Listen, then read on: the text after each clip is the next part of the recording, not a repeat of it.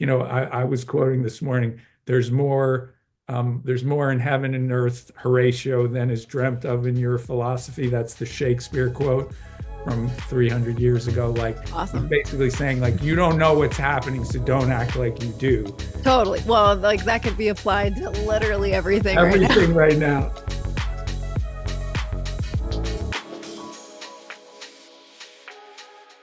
Welcome to the Art of Woo podcast with your host, Lee Erickson. Let me just start. I want to just tell you something that I was thinking about this morning. I was related to our ongoing discussion of transits, which is that I realized that transits hit us in two completely separate ways. And I know this connects with your work and the Akashic Record stuff. It affects us, number one, through the world, because our significant others and the people around us and whatever the collective as a whole is being affected by those things, so that affects us. So it's like a chain reaction. Like, even if we don't feel it ourselves, but it's hitting politics, it's hitting our spouses or Just whoever. the energy overall. Yeah, We for get sure. hit. But the other way it does is, which is less tangible or less obvious, is directly through whatever you want to call it, like super conscious, or like that each of us to a varying extent feels it directly. Like, even if it wasn't, we weren't getting it from someone else. And then in that one, I would say in that second one, it's number one related to how much is each of us sensitive to those energies. But the second part is it transiting directly? Like, is it With your natal. exactly square my natal sun? I know. Where it is right now is Saturn is right in between squaring my sun and your sun, because yours is 18, mine's 15, and it's in 17. So it's like right in there. Oh my gosh. Well, it's probably a good day to be doing this, I guess. Exactly. Good time frame in general. Yes. So anyway, I kind of have these moments where I'm just filling in theoretical pieces, Yeah. how to explain it and stuff, because I always am trying to get more close. But that helped me to think of it as either one of those. So sometimes we're being more affected directly by the transit itself and we're feeling it. And sometimes we're more affected by the other people. And sometimes if we're the one that's being affected, sometimes we're the one that's broadcasting, creating more of a effect to the others around us. So that helps. Totally. Right. There's so many layers at play and elements for sure. Yeah. I mean, I don't know. I just love I do love just making the connections of mundane astrology to what is kind of happening in the collective, just but it's tricky right now. I was thinking about I was just walking the dogs before this, and I was like things, I've probably said this 100 times already, but things are happening so rapidly that it's almost like hard to even comprehend like how much is like shifting and changing, and just like, something major happens one day and then like the next day an even bigger thing, so you almost forget about what happened a month ago or whatever, yesterday. It's like things that are pretty large and would affect the collective almost get like buried by the next thing, headline, or and I never want to live my life based upon headlines, but that's kind of the world we're in now. But I do also think that's changing. But one thing I would attribute that to partly is when we transition into the beginning of a new sign. If one way of thinking about the 0 degrees of every sign is as an inflection point in the energy, whether it's collective, more so because the outer planets, or more personal. But to the extent that we are, was November 20th, so it's 2 months into Pluto in Aquarius, and we just had Mercury conjunct Pluto. It's characteristic, I would say, of those early first few months or 6 months of a new energy you really are, that catapults the you it's like experience really the difference is really noticeable, because there's a lot of things that were one way that are little by little, or not so, or not little by little, very immediately transitioning, and we get to experience it. I think. So how do you think that compares to when a sign is, or when a planet is leaving a sign? Because I feel like as Pluto was leaving, and granted it was retrograde for a while there, but like as it was leaving Capricorn, it felt really dramatic too. Yes. But also that's like, since it is such a slow moving planet, it's like almost like we're kind of in between both energies. We're kind of getting a taste of the new energy and experiencing like what's being kind of left behind, more or less. Or Yeah, I mean, I would say by definition that, like you said, that the leaving and beginning are both there. But one of the ways that I think about it when I'm not just in general, but in this specific one, is if you like, it's such a stark difference between like 6 months ago and now, like as we were approaching the election. And it was definitely more of a Capricorn vibe of like, how do we keep the structure together? There was a sense of like foreboding, how's this going to go down, like kind of thing. And now it is very, very, we're in a different mode where it Absolutely. is, yes, there's still the threats or the things that could go wrong, but even Trump himself has really changed. I mean, he's changed. I know. I get what you're saying though. The way he's going about doing stuff is very different from, in the Capricorn part of his thing, he was more just kind of like grabbing and kind of, being like that in itself, I felt like really just represented kind of the tail end of the Capricorn era, you could say, where it was like these old systems were like clenching down and they're kind of like holding on for their last, again, like hurrah or whatever you want to call it. Yes. Totally. I feel that as well. And he also like surrounded himself with such a completely different, like Ryder and I were like laughing so hard. We're like, remember like Rudy Giuliani and how like delusional that dude was? Like, what do you think that guy's doing now? And like, it's just so crazy to think about like that administration versus this new, like a lot of his administration is like really young and kind of full of like fresh, new, innovative ideas. And whether or not you agree with them, collectively, you got to admit it is so much of this Aquarian energy, and it's like fast moving and abrupt. And like, yeah, it's such a shift. Totally. Yes. I was thinking that too. It's crazy. Oh, and that's actually a good comparison. I hadn't thought of that, but the people he had before him were just a simple dinosaurs. You could say were like losers. I mean, totally. Giuliani, that just he had these like old school people, and the whole criteria was, are you going to be loyal to me no matter what? The new Trump is like, he realizes that he's surrounding himself with people who are also in power, who are also dealing with some of the same challenges. So in a sense, like you say, he created more of a group this time to rule, rather than just thinking of himself, and he's going to just get these shells of human beings that are just going to hand him. Totally. Yeah. We'll see. It's God. I will say, like, so yeah, I've been kind of on edge these last few days, obviously with the hearings for RFK. I don't know if you've been paying attention to them at all. Yes. There's like so many just clips and just like so many highlights that it's like hard to keep up with, because obviously it's such a heated energy and conversation. Like literally every one of those senators are like doing their best to just well, we're in this is the heart of the matter because of big pharma. That's why totally intense. Elizabeth Warren, who I would have thought I used to really resonate with her. I thought she was like, I thought she was great. And I was always thinking, like her and Bernie would have been like, such a great pair, like vice president, like whatever. And then now it's like, again, seeing, I don't know if you've seen, but like all of this exposure about just how much money they have been collecting from the pharmaceutical industry. So it's like, and it's just really, I don't know, there's a lot of talk about how this year is going to be a lot about like disclosure. So this should be interesting. It's like every day. Totally. Yeah. What the other one is the drones, right? So suddenly, and he just comes out and he's like, this is what's going on. Yeah, no, but it was such. Oh, you think? It was so bad. I heard the guy.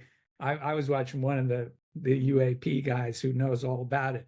Just they basically said, "Oh yeah, they're not, whatever. They're friendly or something like that, and it's this and this and that." And it was bullshit because they're They are what it is, I can't tell you, but they're definitely not just a bunch of, and they said something like the FAA knew about it, but there were a bunch of them that were over military bases and the military didn't know about it. If it was the Really? So you do yeah. think that they are Oh, actually like well, foreign? there's something. The key is the government accurately, honestly telling you what's going on versus are they just like, well, nothing to see here? Yeah, nothing to see. And that's what they were doing. They were not.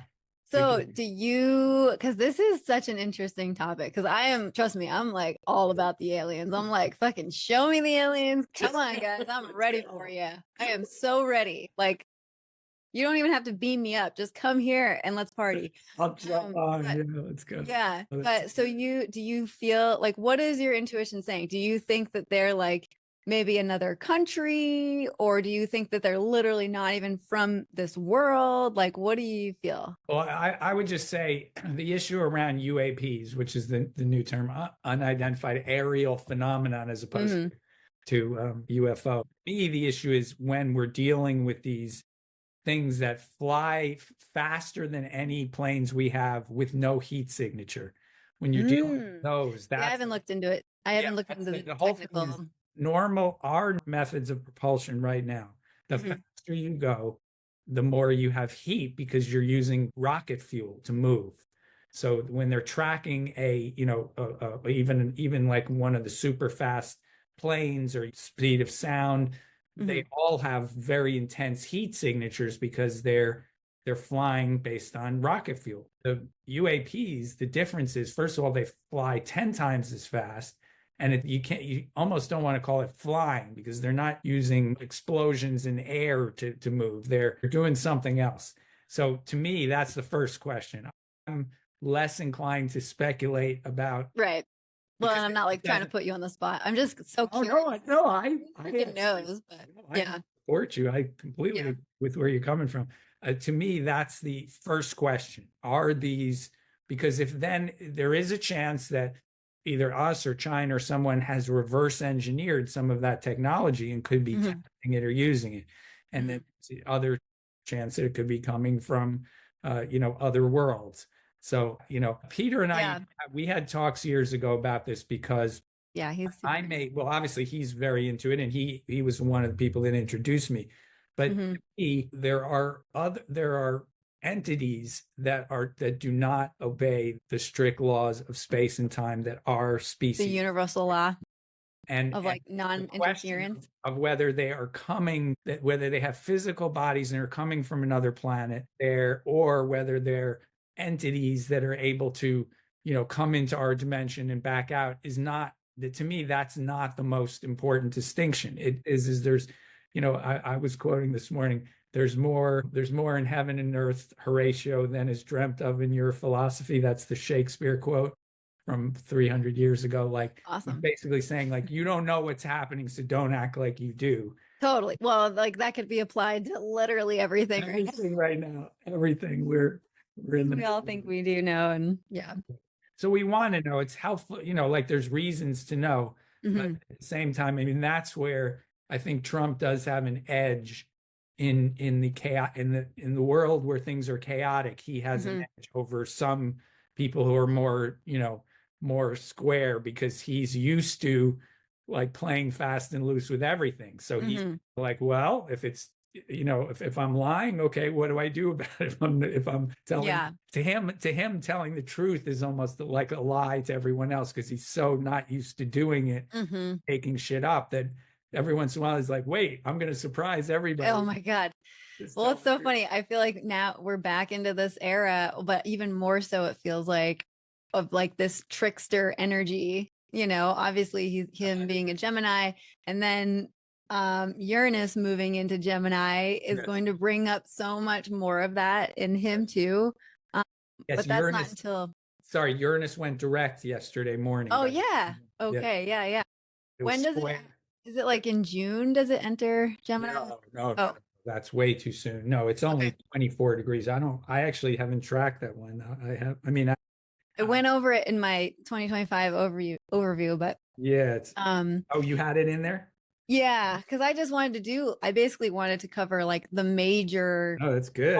because there's so many this year. It's just wild. But the interesting thing Wait, that I wait, hold didn't, on. It's April 26, 26. Oh, no, sorry. so, Oh, no, so you go are correct. It pops into dips Gemini. You're in. correct. It's July 7th of this year. It pops in, is its first entrance into Gemini. Yes. Yeah. And so, and then it goes retrograde. And then, yeah. So it's interesting because Good one. as I was doing the 2025 overview of all of these outer planets that are shifting, every single one of them is doing that. It's doing the same thing as what Pluto did. It's going to dip its toes into the new sign and then it's going to That's retrograde very back. common. Yeah, okay. Outer That planet. makes sense. But it is just like kind of interesting. So it made me kind of come to the conclusion of, this is just going to be like a preview again of like the new energy we're working with. And I don't know, the way I concluded it, like I was just kind of riffing, but like I was like, it just kind of feels like, the universe is giving us like a taste of the energy that we are going to have. And it's kind of like up to us, like how, like which direction, obviously, and this is life always, but what we're going to do with this energy, like having that preview. And then where do we go from here? I don't know. No, I agree with you. I think if you think back to we did have, remember we had Pluto in Aquarius for a little bit. Yeah. Whenever In like I think February or something it's last like year. a year ago. Yeah, Yeah. something like that. So you have a little preview. I think Yeah. read Like a more. couple of months. Yes. And then like, crypto and AI just blew up. I mean, obviously crypto's, Well, they started there. That's when yeah, it's just like they were in the headlines and it was just like really like in our faces for a while there. And then, got quiet again. And then now it's back because the difference I would make is that little preview during the preview, those who are kind of in the cutting edge on, who are paying a lot of attention to trends are already feeling it, but it hasn't yet fully like kicked in. I like a year ago in AI now. I mean, obviously we're both somewhat involved, but it's like night and day. yeah. It's just like, oh, this thing that might or might not happen completely, or now it's like it's the whole market crashed because of So yeah, and that's like speaking of a million things happening at a million miles an hour. It's like again, this is another really interesting topic that's so hard to keep up with because so yeah, again, Trump comes up with this 500 billion. yeah, the 500 billion. I was just kind of listening to another podcast about this and it's super interesting, but yeah, so he like comes out saying that and then it's interesting because apparently the founder, it's like Sam something of ChatGPT. Yeah, of OpenAI, yes. Of OpenAI. It's interesting because the initial intention of OpenAI was that it was supposed to be open source. Exactly. And then of course he got greedy and then it became not open source. Yes. And it's interesting too, because like I didn't realize this, but I guess like Elon was kind of working alongside him. He was kind of invested or something. Don't quote me on that, but like he was kind of working alongside him with it. And he was excited because it was going to be open source. And then when this dude, Sam, changed his mind to no, I'm actually going to be a greedy bastard and fall into the corruption, like all that I can. That's when Elon actually like kind of broke off from him. I didn't realize that until recently. And so I guess it's funny. Even Ryder was telling me when Trump like made that like 500 billion, like we're investing into being like the, the leaders in AI of the whole world and da da da. And then like Elon's over here, like they don't have the money for it. Well, number one, they don't have the money, but number two, what happened literally days later is basically recognizing that this isn't the Capricorn model of you put this ridiculous amounts of money and then you rule the world. That's going away. It's a fucking yes. And that's the podcast that I was just listening to. Oh my God, it's so good. And it's interesting because it's very similar to ours. It's this woman I've been following for a while. She's actually like was a comedian and now she's just like into just, kind of assessing. No. Her name is Jessa Reed. Jessa and Reed. It's her and her partner. And they just kind of have conversations Oh, about that's the current one you events. sent me. I think that you. No, actually, it's a different Good one. one. Okay. We'll Well, send you then- this one. It's then- so good, but it's called Projector and the Flail. And they kind of do what we do, but they have more of like a human design Okay. perspective on it. And I don't know how much, I know I've mentioned it a lot to you, human Yeah, design, and I'm not like a pro. I am like really interested in it. Also, it's like, it's a little tricky to kind of trust because obviously it's definitely a lot newer than astrology. And there's like a lot of, So let me give you a quick thing on that. yeah. I had somebody do a human design reading for me about 2 years ago. Okay, interesting. And I learned about it. So Cool. I'm not, first of all, anything that is helpful to anybody, we both, I know you Right. like, Yeah. that's great. But Right. my assessment of it, it turns out that it is astrologically based It is. in a I need to learn very, more. very loose way. Very, yeah. Okay. So if like It's really interesting. But yeah. this is more, it's actually a little bit kind of resembles like Vedic astrology, and it has this very intricate set of like rulerships, and this means Yes. this And the means gates and all of this stuff. and but my assessment, and you've heard me talk about this before because Mhm. I tend, in a weird way, astrologically, I'm a little bit of I don't know, I couldn't say I'm a traditionalist, but I at least try to stick with the core foundational principles, whatever. From that perspective, it's a kludge. It is if you, I mean, I'd be curious to see what you think when you look into it. But Oh yeah. I mean, I've looked at my chart. I actually have well, it. I'm not even referring to that because Oh. getting your human design reading done, seeing how it fits, that's obviously the first, just to see if it shows relevance and insight. That's always the first thing. But I'm referring to, like, because I had this guy who had been practicing it for some years, we did a trade where I did cool. his astrology and he gave me some insight into how it works. And the how it works part was, man, you literally could have taken It's hard to follow. a barrel full of marbles and thrown them in the air and just said, yeah. like, this equals this equals this equals this. I mean, yeah. Go The ahead. origin story of it, more or less, is this guy who is named Ra to begin with, or I don't know if he like named himself Ra, but it's like, I don't know. okay, that's Yeah. questionable to begin with. But he essentially kind of had this like spiritual experience and just, Revelation, like, yes. downloaded all of the information. So it's like, okay, and I'm so open to like anything. I honestly, at this point in my life, I'm like, fucking anything is possible. Like, it's gonna be hard to like shock me these days, honestly. Like, Yes. alien could show up at my front door and Yes. I'd be like, right on, come on in, want some coffee, But anyways, so what I am curious though, so did your profile resonate with you at all? There was nothing particularly about it that, I mean, Really the stood issue out? is, okay, so here's how I describe it. The I Ching, which is, Yes, it does. Tao Te Ching, which Ryder was working with. Yeah. When one of the ways I've described this is in a good oracle, anything you choose will give you insight. So if you just have a good set of archetypes, so in the case of human design, they have generators and they have collectors. Projector.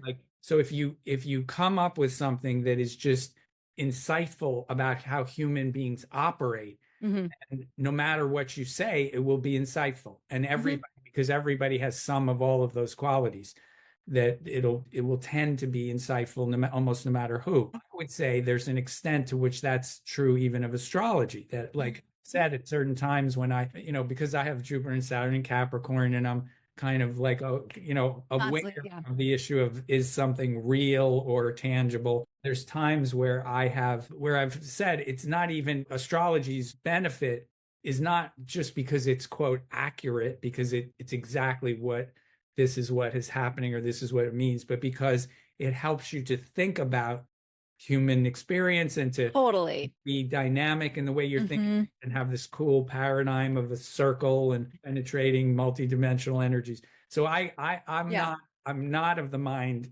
neither of us are, to say like, astrology is the one that's real and this one isn't. That absolutely, I don't want to do that. However, I will say that from the standpoint of astrology and what it has to offer.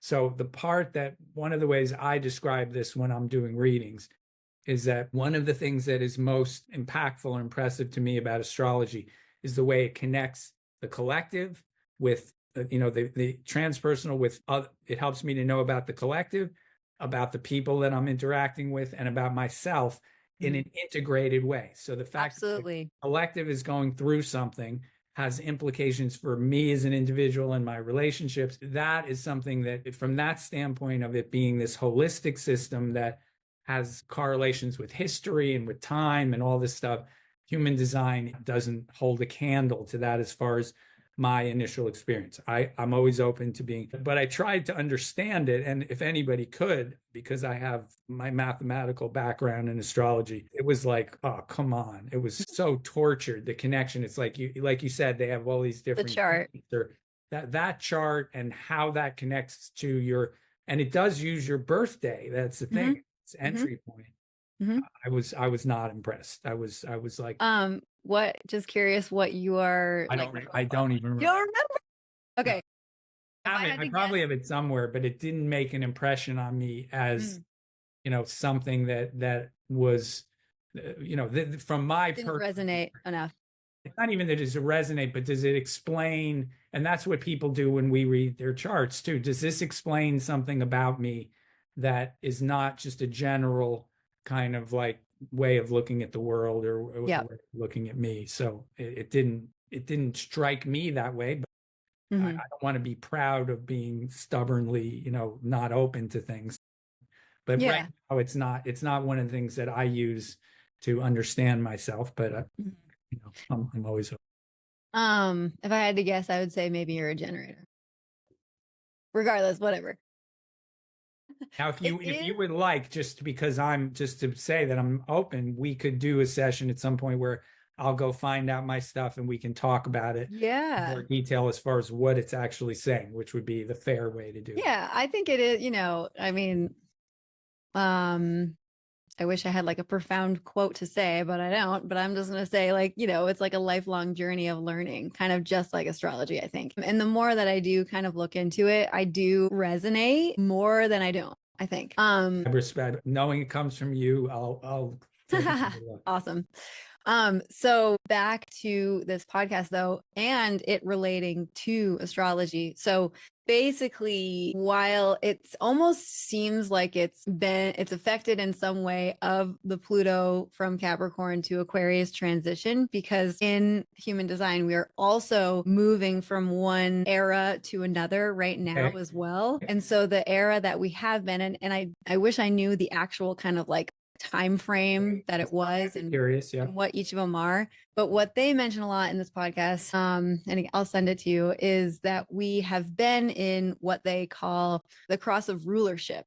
Okay, yes. Which is very much Capricornian energy and very much about systems and, corporations and all of that. All of that is, slowly shifting into the cross of what they call the sleeping phoenix. And the sleeping phoenix is all about individuality and authenticity. So it seems, are they basing that on astrology or what? Well, I wish I could give you more information. Do feel like it has to have something to do with it because it is so aligned. But this perspective, I don't know, just listening to their perspective for me is like one of the most refreshing kind of outlooks on this time that we're living in right now. And they just kind of help make sense of it and break it down. And it's not even like they're coming from this, like, we know everything, we have all the answers mentality, but it's just kind of like they're recognizing the patterns that are happening and making the correlations in it. And, they do mention astrology a lot too, but it's just fascinating. Anyways, what reminded me of this was they were actually talking about AI and the DeepSeek. We kind of just got like super sidetracked, but the DeepSeek thing is so fascinating because it's like, again, that old energy trying to kind of like clench on for their last chance to really like hold on to the energy, hold on to the control, of hoarding basically information that will make them rich and separate them from the rest of us. When really that's just not the energy. That's just not the energy of where we're all headed. So the fact that DeepSeek, literally the day after you said, Yeah, the day after they made that announcement of the 500 billion, they're like, actually, we just did the same thing. We were just kind of like working on a little side project here, and it's going to be open source for everybody. It's going to be for whoever wants it, and we're not going to be greedy. And it's just like, that is the energy that we're moving into. And it's that kind of thing just gives me so much, like, just like, Oh, 100%, 100%. I think it's there's a little bit of exaggeration in there in that. That's what I'm good at. Yeah. Well, no. Oh, I never thought of that. Yeah. Have you ever thought of that? Oh, absolutely. I've started to, when I edit my own podcast and I listen to myself, I'm like, that's such a fucking, I'm like the adjectives that I use to describe something, I'm like, so wildly, insanely, intensely profound, like I can't just be like, oh, it's profound. That's it. Yeah, you can't. I don't know what it, I mean, yeah, I do know what that's literally my Mercury and Sag. Yeah, yes. Yeah. Well, all of it. That's the thing is the grand trine in Sag in particular is that every form, I think of them as three distinct forms of exaggeration. Or exaggeration is just an earth looking at the fire. It's from the fire standpoint, it's acceleration. Like what causes people to go, oh, you're right, and to something. So Sag is obviously the one that's speaking about the power of collective events and why this is profound. Aries is talking about how we got to get on this now. And Leo is talking about why this is, exciting to me and why I'm expressing something. So it's the three of them together is like a dynamo. But anyway, DeepSeek is, first of all, it's what part of the exaggerated effect is because of the exaggerated effect of OpenAI and all that, because it's somewhat of a bubble. So what it is that you have all these greedy people, and Sam Altman is not the greatest guy, but he was not personally responsible for. He actually almost got kicked out. He was kicked out of the board, and then he got reinstated. So it's not just him, but basically, yes, they started out with this idea. Partially, I think they realized that this is very powerful, and that this things that are maybe possibly appropriate to be somewhat proprietary are things that could upset the order of things and reveal things about people that, like, if there was a case for that, some of that would be there. DeepSeek is only the thing that made the markets go crazy is that DeepSeek runs as almost as quickly or quicker. The open source part of it is what they're talking about is open source for DeepSeek is actually there already in all the other ones. The open source part, which is what I'm working with, is just that you can take a LLM, NLP, natural language processing, or a large language model, and you can take it and be able to apply it on your own knowledge base. That's the real open source part of it. Okay. None of them are open source. If in the traditional sense of open source meant you had full access to the source code, you could look at the source code and you could see what it was doing. And I'm not saying there might not be, 100 or 1,000 programs in the world that might be able to do that. But when you're talking about an LLM, it's billions of data points. I think we would have to build another computer if we wanted to have a prayer of actually understanding, because when it's an LLM, it's not just the programming itself, but what data points did it choose and how did it choose to process those things to give the answer. So in the particular sense of what this means to us as individuals, the first most important thing about AI and LLMs is how do we use them, not are they correct? Because if we use them and we say that the answer they give us is the answer we're implementing into our cars and electric grids, and then we're putting ourselves at severe risk if we don't a lot of homework about that. But if we use it as like, oh, I'm just interested in finding out something, then we're not as prone. Calling DeepSeek open source is not, that's not a real thing. What it did is it demonstrated that they could do something, that they could build an LLM Chinese government said it was done for $6 million when OpenAI probably might have taken $6 billion or something. That a lot of people think that that's an exaggeration, but at minimum, it uses less electricity. It doesn't need as much space to run. And it shows that the development of artificial intelligence is not going to be able to be dominated in the way that they thought it was, because Wall Street's always looking for something where they could put their money and just watch it grow and grow and grow. Saw it is, it's the ultimate Capricorn fantasy, not the Capricorn, but the shadow side of Capricorn fantasy of unlimited control and so on. And I think that's how I took the stock market. I actually saw it as a good thing. So now the question is going to be, because all these, like, I've watched like 5 of them now, all of the things that talk about it are the real question is who's going to use AI and for what?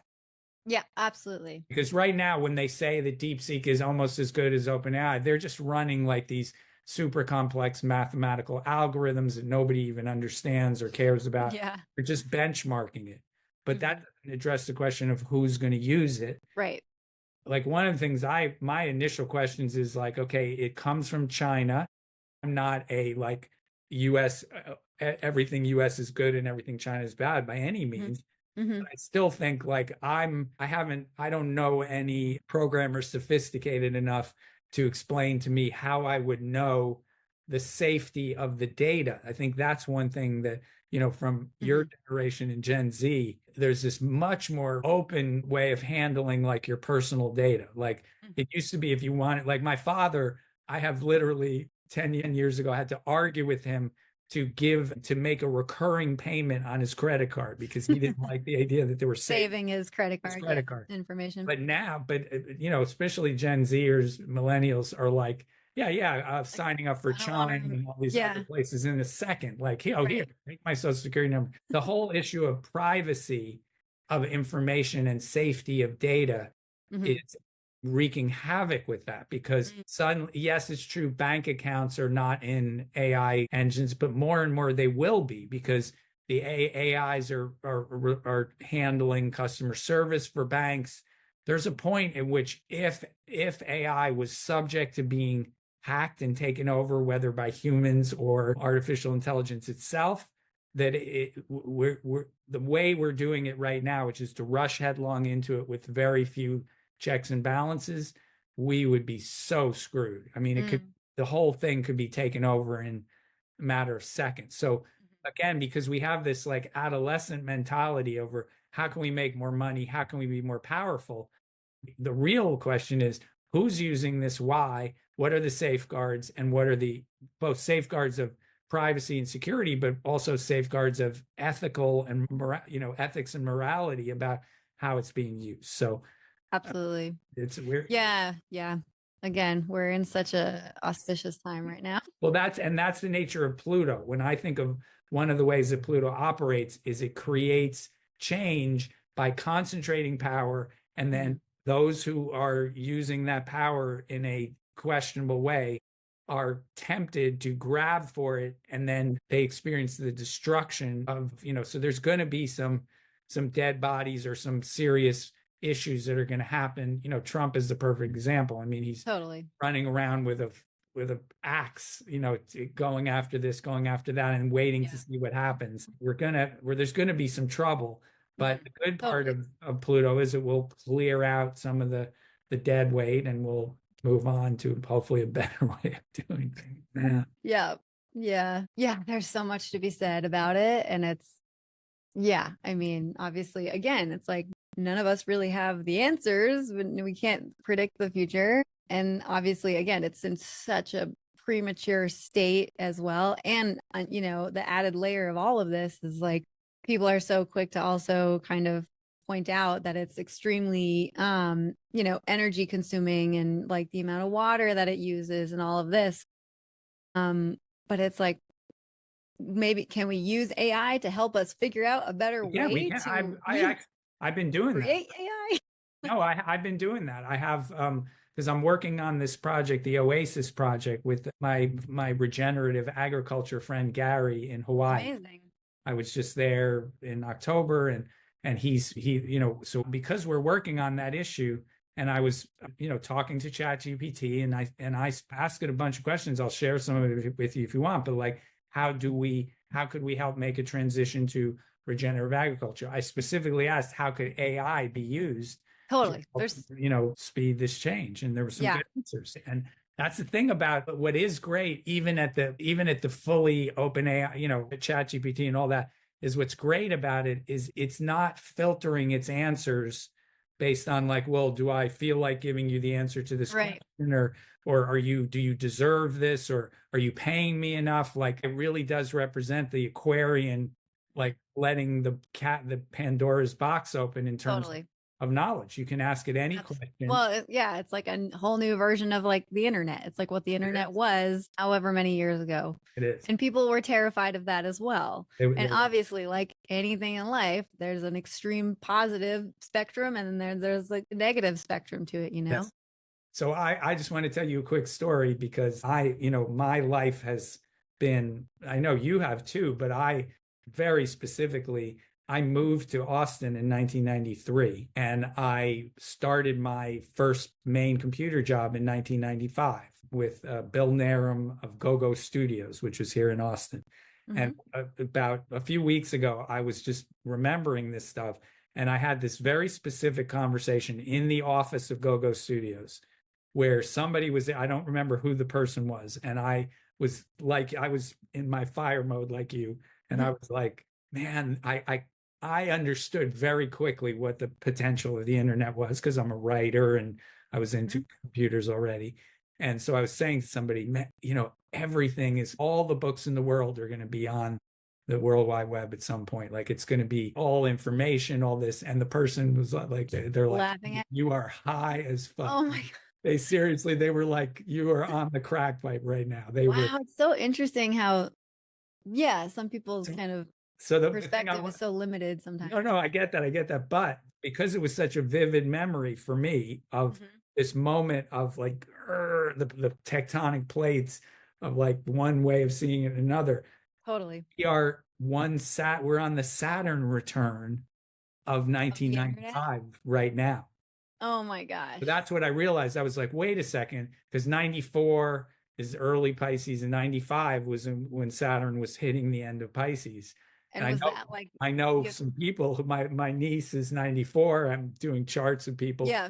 So it just hit me because I was doing some stuff with AI and watching it and just realizing like this is a whole different, like you said, there's a whole different paradigm of what you're doing and how you're handling the information. Because I've spent the last 30 years in this business, not just in general, but because I was a programmer, I was like, had my hands inside the guts of the internet. And HTML1, I started. Oh my God, legendary. There was no classes on HTML. There was wild. And you just like had to kind of just throw yourself in there. I got a book. It's really I learned it. I mean, it was wild west days of the internet.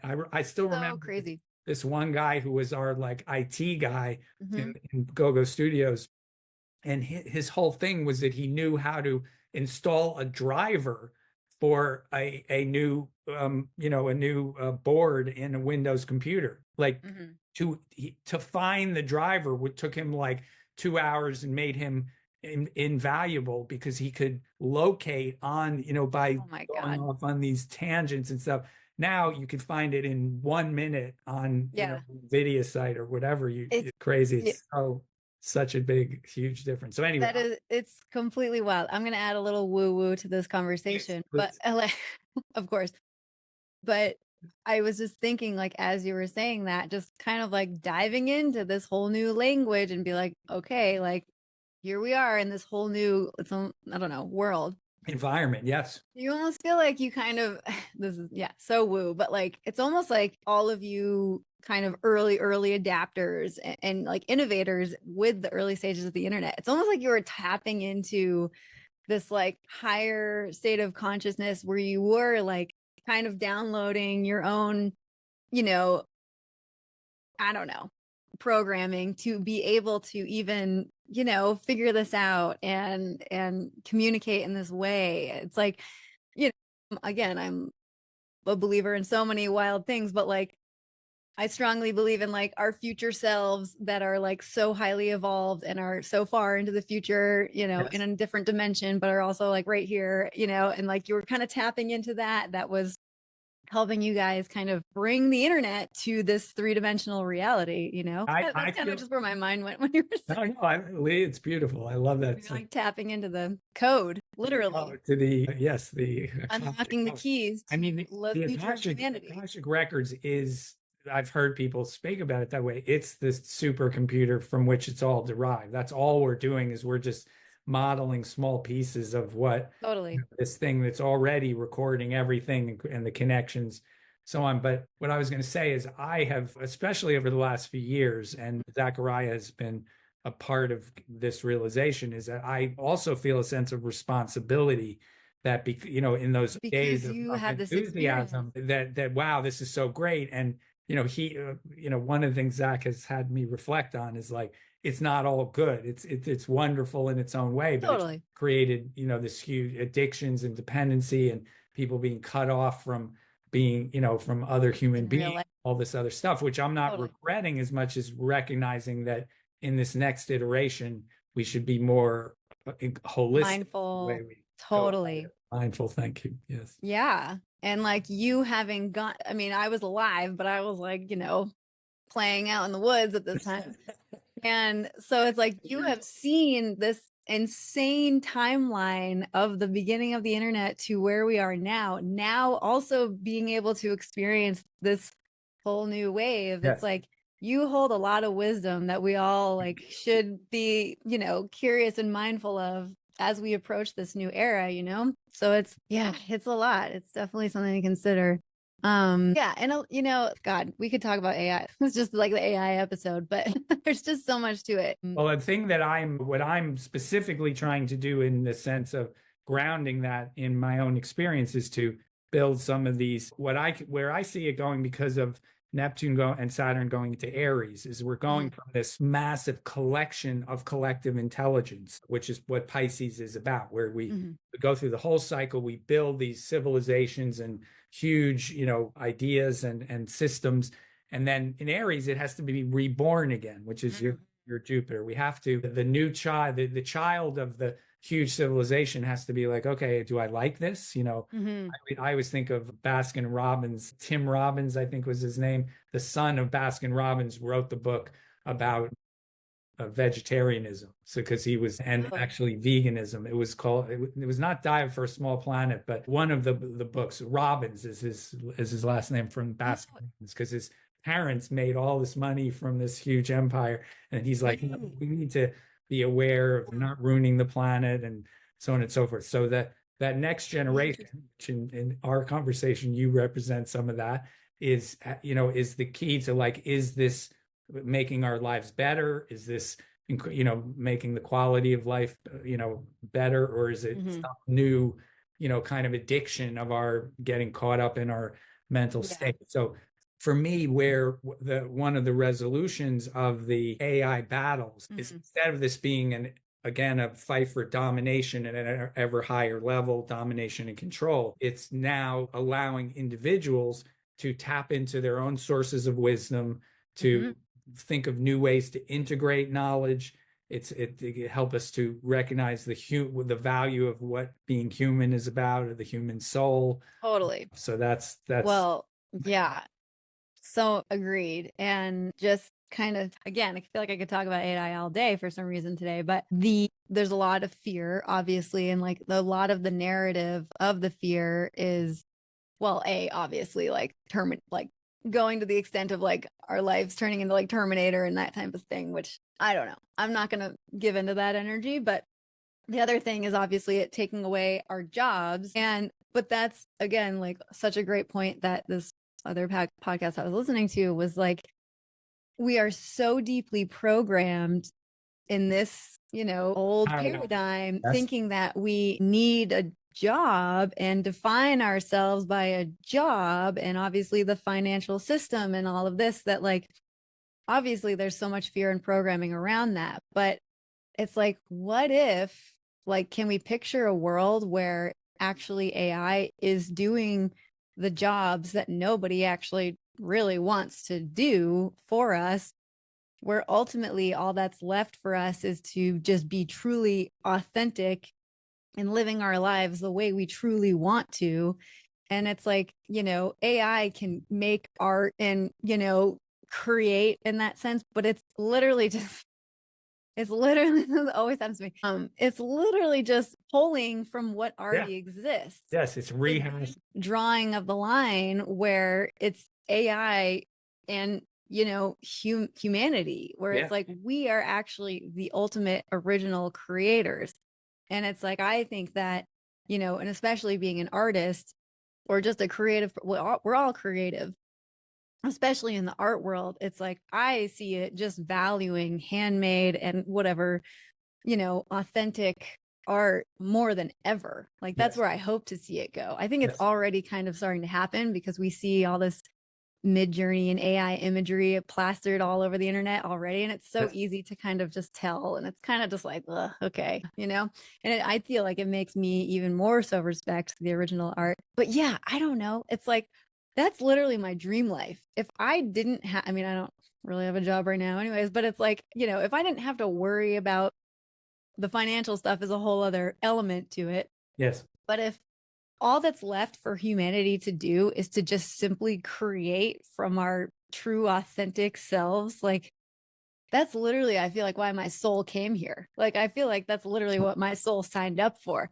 Because, ever since I was a child, I always was like, why do we need a job? Like, why am I here to just sit in an office and work all day? Like, this doesn't make sense to me when all I want to do is just create and, follow my bliss. And Lovely. so anyways, I like to lean towards that. Well, I think that, so just so I can give some underpinning to that. First of all, one of the things we're doing by doing these discussions and so on is where, I know that part of you is that way, but there's part of you that is like works harder than most other people. Well, if I'm into it, totally. And if you're into it. So yeah. In a And sense, the term work is a loose, it's a loose term. In a sense, what we're pioneering here, to use the Aries part, is it's the idea. And we're not, I mean, I was a pioneer in telecommuting because I did that 15 years ago. But and it's not, there are plenty of people doing this. So I don't mean like instead of anybody else, but in terms of clearing a path forward is the idea of what it makes creative work really, really compelling, and how can we invite more people into it. And like you say, take care of necessities. AI can help with that, but it actually, a lot of it is really just reversing some of the policies that are, we a big part of what RFK is talking about is if we lived more simply and had better food and stuff, the cost of healthcare and all this other stuff would go way down because it's spending money to live on the edge and to, be running at a high rev. But the other concept I just want to introduce for this conversation, and then I know we both got to go, is I was introduced to this word a couple of years ago by David Garcia, who you'll meet soon. Provenance. Are you familiar with that word? Not really. Okay. So provenance is a word that I had never heard before he taught it to me. And it's a word referring to the background of, so when somebody's selling something like on eBay or some valuable object that's supposed to be like from the Revolutionary War, the provenance is the history, and literally like they'll talk about it like if it has a certificate or of authenticity or stuff. But the general meaning of provenance is the history of how something came to be. So an example of this is the session that you and I did on your transit of your art, your beautiful piece of art, that the Saturn squaring your Sun, Saturn, etc. And we did an explicit version of provenance by recording a session about it. Most people, what would happen is you would do the art, and then at some point you'd sell it to somebody. And if you were a well-known artist, they'd say, oh, I bought a Lee Erickson painting. And then somebody would say, oh, did you know that, that she did it during her Saturn square? And then if, again, this is because this was an expansion of the idea of provenance, because we were actually like showing it. We were showing the genesis of the painting and then the process. And then you even showed like, this is my early sketches. Like that's what that kind of approach was. So provenance has a real relevance here to what you're talking about, because the more that you value creativity creativity isn't just I made something good, because that's where Midjourney is like. If there were any provenance to a Midjourney painting, it would be here's the prompt that I fed that. That's at least something, as opposed to just here's the art. There's no, it came from nothing, and we have no idea. You know, it might have stole this or did this, but we don't know anything about it. So in that future world where people are more oriented towards, there may be people who never work the kind of certain kind of jobs, that provenance becomes more important, because it speaks about like, what did I go through in my life, or what was my training, or what was my impetus for coming up with stuff. So anyway, David and I are working on some stuff that kind of tracks that, and I would say that's a part of the new paradigm, where art is not just about the thing that's produced, but it's about the process that we go through to make it. So hell yeah, I'm all for it. Yeah, I don't know, I'm excited for all this new energy, and I'm already feeling it. Good. Again, it's like, I feel like I'm a broken record, but it's like, as chaotic and as kind of scary maybe to some people, and everything's unpredictable feeling, and who knows what's going to happen next, quite literally. But I don't know, just this massive shift in just dramatic change that's already kind of happening, aside from politics even. It's like, I don't know, I'm excited for it. I appreciate it. And myself and anybody watching us would feel better, because the point is not that to say that it's all good, but it's all going to be fine and an easy ride. No, approach life with a sense of like expectancy and enthusiasm, and that's what's going to give us the best chance of making something good out of it. And we might as well. Yeah. Well, and that's like what makes astrology so helpful too, in general. Well, that's what we're trying to steer astrology in that direction, as opposed to astrology that's faithful, trying to tell people, like we both talked about, that astrology there is astrologers that kind of half try to scare people and tell them this is the way it's going to be, whether you like it or not. And we're trying to steer away from that. So. Yeah. Yep. Trying to just stay open, positive. Okay. Very good. All right, cool. Have a good day. You too. Yeah. Peace. Bye.